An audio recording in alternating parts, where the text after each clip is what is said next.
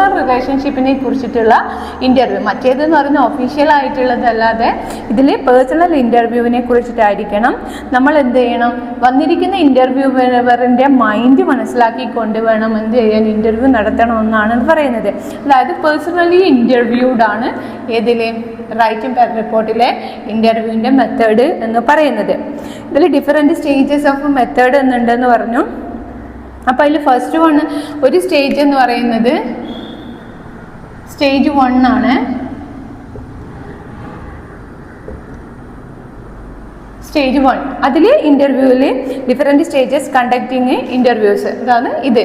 ആ different stages conducting ഇൻ്റർവ്യൂവിൽ first one എന്ന് പറയുന്നത് റിപ്പോർട്ടിംഗ് ആണ്. നമ്മൾ പിന്നെ പറഞ്ഞത് ഏതാണ്, നമ്മളിപ്പോൾ ഒരു ഇൻ്റർവ്യൂ നടത്തുന്നുണ്ടെങ്കിൽ അത് പേഴ്സണലി ആയിട്ടുള്ള ഇത് വെച്ചിട്ട് കൂടുതൽ അവരെ മനസ്സിലാക്കിക്കൊണ്ട് ക്വസ്റ്റ്യനെയറുകൾ ചോദിക്കുക, അങ്ങനെയുള്ള കാര്യങ്ങളാണ് ഏത് പറയുന്നത്, ഈ സ്റ്റേജ് 1 പറയുന്ന റിപ്പോർട്ടിംഗ് സ്റ്റേജിൽ. നെക്സ്റ്റ് അതിൻ്റെ തന്നെ പിന്നെ അതിൻ്റെ സെക്ഷൻസ് സ്റ്റേജ് 2 ഉണ്ട്. അതും ഇപ്പോൾ ഇതിനൊരു എക്സാമ്പിൾ എന്ന് പറയുന്നത്, നമ്മൾ ഏതെങ്കിലും ഒരു ആർട്ടിസ്റ്റിനെ നമ്മൾ എന്ത് ചെയ്യുന്നു, ഇൻ്റർവ്യൂ ചെയ്യുന്നതെന്ന് വിചാരിക്കാം. അപ്പോൾ ആർട്ടിസ്റ്റിനെ ഇൻ്റർവ്യൂ ചെയ്യുമ്പോൾ അത് മറ്റു കാര്യങ്ങളല്ല ചോദിക്കുക, നമ്മൾ പേഴ്സണലായിട്ടുള്ള കാര്യങ്ങൾ കൂടി കൂടുതൽ ഇമ്പോർട്ടൻസ് കൊടുത്ത് അവർ എല്ലാ ഫീലിങ്സും കൂടി മനസ്സിലാക്കിക്കൂടി നമ്മൾ എന്ത് ചെയ്യാം, ഇൻ്റർവ്യൂ ചെയ്യാം. അല്ലാണ്ട് പുറമേയുള്ള ചോദ്യങ്ങളോ ക്വസ്റ്റ്യൻസോ അല്ലാണ്ട് തന്നെ പേഴ്സണലായിട്ടുള്ള ക്വസ്റ്റ്യങ്ങൾ കണ്ടക്ട് ചെയ്യാൻ വേണ്ടിയിട്ട് പറ്റണം. Okay, next reporting and interview ആണ്. റിപ്പോർട്ടിംഗ് ആൻഡ് ഇൻ്റർവ്യൂ എന്ന് പറയുന്നത് അത് ഇതിന് ഇൻ്റർവ്യൂവിനെ എക്സാമിൻ ചെയ്യുകയാണ്. പിന്നെ മോസ്റ്റ് സിഗ്നിഫിക്കൻറ്റ് സ്റ്റേറ്റ്മെൻ്റ് ആയിരിക്കണം. നമുക്ക് ഇൻ്റർവ്യൂ ചെയ്താൽ ഈ ഇൻ്റർവ്യൂ എന്ന് പറയുന്നത് എന്താണ്, പേഴ്സണലായിട്ട് ചെയ്യുന്നതാണ്, മറ്റ് ഒഫീഷ്യൽ അല്ല. അപ്പോൾ ഇതിൽ പറയുന്ന ഇൻ്റർവ്യൂവിൽ മോസ്റ്റ് സിഗ്നിഫിക്കൻറ്റ് സ്റ്റേറ്റ്മെൻറ്റ് കിട്ടണം. അതായത് ഒരു വ്യക്തമായ സ്റ്റേറ്റ്മെൻറ്റ് നമുക്ക് ഒരു ഇൻ്റർവ്യൂവറിൽ നിന്ന് നമുക്ക് കിട്ടണം. അപ്പോൾ സ്റ്റേറ്റ്മെൻറ്റ് എന്ന് പറയുന്നത് സ്റ്റേറ്റ്മെൻ്റ് ആയിരിക്കണം. പിന്നെ ഇതിൻ്റെ ഇൻഫോർമേഷൻ എന്ന് പറയുന്നത് നമുക്ക് അവരിൽ നിന്ന് നമുക്ക് എടുക്കാൻ പറ്റുന്നത് കറക്റ്റ് ഇൻഫോർമേഷൻസും ആയിരിക്കണം. അപ്പോൾ അത്രയും കാര്യങ്ങളാണ് ഇത് റൈറ്റിംഗ് റിപ്പോർട്ടിൽ പറയുന്നത്. അപ്പോൾ റൈറ്റിംഗ് റിപ്പോർട്ട് എന്ന് പറയുന്നത്, റൈറ്റിംഗ് റിപ്പോർട്ടിൽ നമ്മൾ എന്താ ചെയ്യുന്നത്, റിപ്പോർട്ടിംഗ് ആൻഡ് ഇൻ്റർവ്യൂവിനെ കുറിച്ചിട്ടാണ് നമ്മളിതിൽ നോക്കുന്നത്. അതിൽ ഡിഫറെൻറ്റ് സ്റ്റേജസ് കണ്ടക്ടിങ് എന്ത് ചെയ്യുന്നുണ്ട്, ഇൻ്റർവ്യൂസ് ചെയ്യുന്നുണ്ട്. അതിലൊന്നാണ് reporting and interview. Reporting and ഇൻ്റർവ്യൂവിൽ പിന്നെ നമ്മൾ ഇൻ്റർവ്യൂ ചെയ്യുന്നതിനെ കുറിച്ചിട്ട് അത് പറഞ്ഞു. അതിലെഴുതുന്ന റിപ്പോർട്ട് നമ്മൾ എഴുതുമ്പോഴേ പങ്ക്ച്വേഷൻസിന് പ്രത്യേകതയുണ്ട്. പങ്ക്ച്വേഷൻ എന്ന് പറയുമ്പോൾ ഇപ്പോൾ നമ്മൾ ഇൻ്റർവ്യൂ ചെയ്യുന്ന വ്യക്തി ഓരോന്ന് പറയുമ്പോഴേ അദ്ദേഹത്തിൻ്റെ പ്രധാനപ്പെട്ട വാക്കുകൾ ഇങ്ങനെ പറയുമ്പോഴേ ഇതിടുക, സെമികോളൻ ഇടുക, അപ്പോസ്ട്രോഫി ഇടുക. അപ്പോൾ അവരുടെ ഫീലിങ്സിനും കൂടി നമ്മൾ മനസ്സിലാക്കാൻ വേണ്ടിയിട്ട് നമ്മൾ റൈറ്റിങ്ങിൽ എന്ത് ചെയ്യുക, ഇങ്ങനത്തെയുള്ള പങ്ക്ച്വേഷൻസ് മാർക്കുകൾ ചെയ്യണം എന്നുള്ളതും കൂടി ഏതാണ് റൈറ്റിംഗ് റിപ്പോർട്ട് തയ്യാറാക്കുമ്പോൾ ശ്രദ്ധിക്കേണ്ട കാര്യമാണ്. അപ്പോൾ റൈറ്റിംഗ് റിപ്പോർട്ട് ഇത്രയാണുള്ളത്. ഓക്കെ, അപ്പോൾ ഇതിൽ ഈ റൈറ്റിംഗ് റിപ്പോർട്ടിലെ ഇൻ്റർവ്യൂവിന് ഹ്യൂമൻ ഇൻ്ററാക്ഷൻസിനാണ് കേട്ടോ കൂടുതൽ പ്രാധാന്യം കൊടുക്കുന്നത്. അപ്പോൾ ഹ്യൂമൻ ഇൻ്ററാക്ഷൻസിന് കൂടുതൽ പ്രാധാന്യം കൊടുക്കും. പിന്നെ കൂടുതൽ ക്വസ്റ്റ്യനെയേഴ്സ് ഇല്ല. മറ്റേ ഒഫീഷ്യലിനെ സംബന്ധിച്ചിടത്തോളം ക്വസ്റ്റ്യനെയേഴ്സ് ആണ് ഉണ്ടാവുക. ഇതിൽ എന്ന് പറയുന്നത് പേഴ്സണലായിട്ടുള്ള ക്വസ്റ്റ്യൻസ്, അങ്ങനെയുള്ള കാര്യങ്ങൾ. അതെന്തിനു വേണ്ടിയിട്ടാണ്, വ്യക്തിയും തമ്മിൽ ഒരു ഇൻ്ററാക്ഷൻ നടത്തുന്നതിന് വേണ്ടിയിട്ടാണ് റൈറ്റിംഗ് റിപ്പോർട്ടിലെ ഇൻ്റർവ്യൂ എന്ന് നടത്തുന്നത്. ഓക്കെ, ഇത്രയും കാര്യങ്ങളാണ് ഇതിലുള്ളത്. നെക്സ്റ്റ് വൺ എന്ന് പറയുന്നത് റൈറ്റിംഗ് റിപ്പോർട്ട് 4 ആണ്.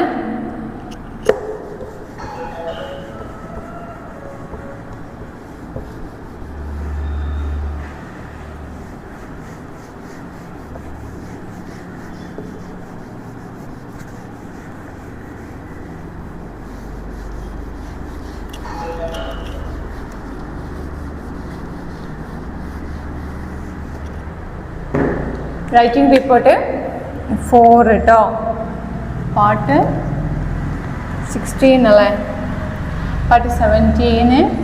ഓക്കെ, പാർട്ട് 17 ആണ്. റൈറ്റിംഗ് റിപ്പോർട്ട് 4 ആണ്.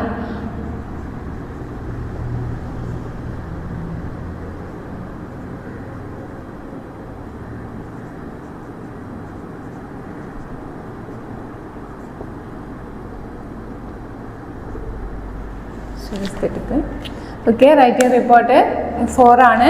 ഈ റൈറ്റ് റിപ്പോർട്ട് റിപ്പോർട്ടിങ്ങിനുള്ളത് റിപ്പോർട്ടിംഗ് സർവേനെ കുറിച്ചിട്ടാണ്. നമ്മൾ സർവേ നടത്തില്ല. ഇതിൽ മെയിൻ പ്രധാനമായിട്ട് നമ്മൾ പറയുന്നത് വെരി സ്റ്റേജസ് ഇൻ കണ്ടക്ടിങ്ങിൻ്റെ സർവേ. ഇതിൽ നമ്മൾ പറയേണ്ടത് എന്തിനെ കുറിച്ചിട്ടാണ്? സർവേനെ കുറിച്ചിട്ടാണ് ഇതിൽ വ്യക്തമാക്കുന്നത് കേട്ടോ. സർവേ എന്താ സർവേ എന്ന് പറഞ്ഞാൽ? സർവേ എന്ന് പറഞ്ഞാൽ നമുക്കിപ്പോൾ ഒരു ഡാറ്റ, നമ്മളിപ്പോൾ സൊസൈറ്റിയിൽ ഒരു ഡാറ്റ കളക്ഷൻ നടത്തുന്നതിനെയാണ് നമ്മൾ സർവേ എന്ന് പറയുന്നത്. ഏതെങ്കിലും ഒരു രീതിയിൽ അല്ലെങ്കിൽ ഏതെങ്കിലും ഒരു പ്രൊഡക്റ്റിനെ കുറിച്ചിട്ട് അത് സൊസൈറ്റിയിൽ ഇതിലുള്ള നിന്ന് നമുക്ക് കിട്ടുന്ന ഇൻഫോർമേഷൻസിനെ കുറിച്ച് അറിയുന്നതിനാണ് നമ്മൾ സർവേ നടത്തുന്നത്. അപ്പോൾ various stages conduct into surveys. Collection, അത് സർവേസിൽ വേണ്ടുന്ന കാര്യങ്ങളെന്ന് പറയുന്നത് ഫസ്റ്റാണ് കളക്ഷൻ ഓഫ് ഡാറ്റ. നമ്മൾ ആദ്യം എന്ത് ചെയ്യണം? സർവേ ചെയ്യേണ്ട കാര്യങ്ങൾ എന്ത് ചെയ്യണം?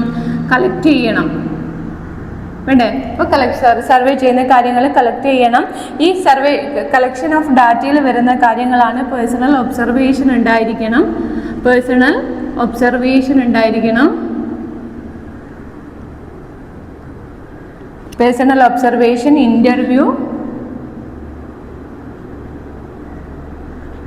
questionnaire,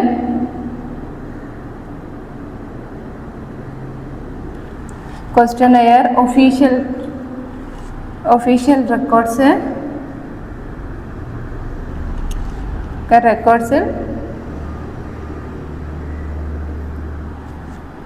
and libraries. ഇത്രയും കാര്യങ്ങളാണ് ഏതിൽ വരുന്നത്? ഫസ്റ്റ് സർവേ കളക്ഷൻ ഓഫ് ഡാറ്റയിൽ വരുന്നത്. അപ്പോൾ reporting of survey content long survey report examples of report. അപ്പോൾ ഫസ്റ്റ് കളക്ഷൻ ഓഫ് ഡാറ്റ.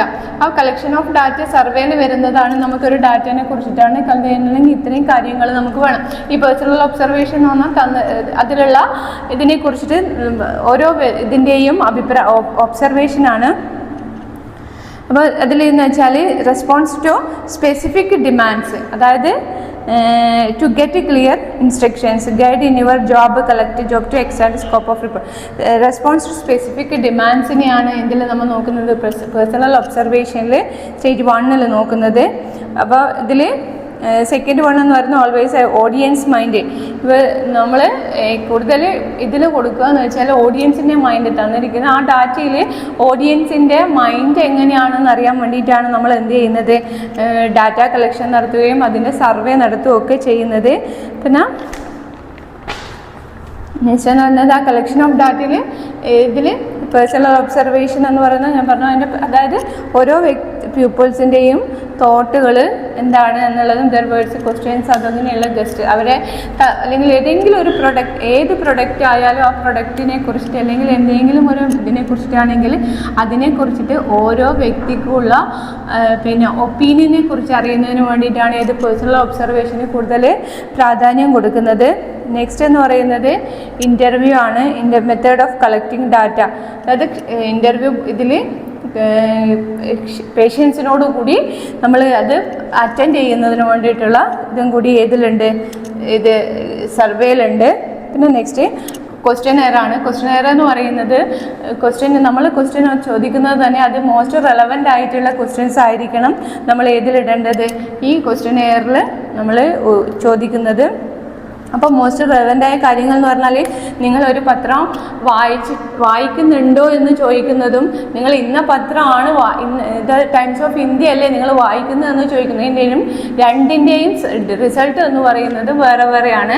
അപ്പോൾ ഒന്നെന്ന് പറഞ്ഞാൽ നമ്മൾ ഉത്തരം അങ്ങോട്ട് കൊടുത്തിട്ട് തന്നെ അതിന് എസ് എന്നുള്ള ഉത്തരം കിട്ടുന്നതാണ്. പക്ഷേ നിങ്ങൾ ഏത് ന്യൂസ് പേപ്പറാണ് വായിക്കുന്നത് എന്ന് പറയുമ്പോൾ നമുക്ക് ഇന്ന ന്യൂസ് പേപ്പർ ആണ് എന്ന് അവരിൽ നിന്ന് ഇങ്ങോട്ടേക്ക് നമുക്ക് ഉത്തരം തരുന്ന തരത്തിലുള്ള ക്വസ്റ്റ്യനറുകളായിരിക്കണം അതിലുണ്ടാവേണ്ടത്. ഇത്രയും കാര്യങ്ങളാണ് ക്വസ്റ്റ്യനറിൽ. പിന്നെ ഒഫീഷ്യൽ റെക്കോർഡ്സ്, നമ്മളെ ബുക്സ്, അങ്ങനെയുള്ള കാര്യങ്ങൾ. പിന്നെ ഈ റെക്കോർഡ്സിൽ തന്നെ റിട്ടേൺ ആയിട്ടുള്ള ഡോക്യുമെൻറ്റുകൾ എന്നിവയൊക്കെ കൂടി അതിൽ ഉൾപ്പെടുത്തുക. Return document, letters, reports, files, അങ്ങനെയുള്ള കാര്യങ്ങളൊക്കെ ഒഫീഷ്യൽ റെക്കോർഡ്സിൽ. പിന്നെ ലൈബ്രറീസ്, റെലവൻ്റ് ആയിട്ടുള്ള ഒരു മെറ്റീരിയലാണ് ലൈബ്രറി ബുക്സുകൾ, അങ്ങനെയുള്ള കാര്യങ്ങളും ഈ ലൈബ്രറീസിലുണ്ട്. അതാണ് ഇത് പറയുന്നത്. അപ്പോൾ റൈറ്റർ റിപ്പോർട്ടിലത്തെ 4th 4 സർവേൻ്റെ 4 ഘടകങ്ങളാണ് ഇത്രയും പറഞ്ഞത്. ഓക്കെ.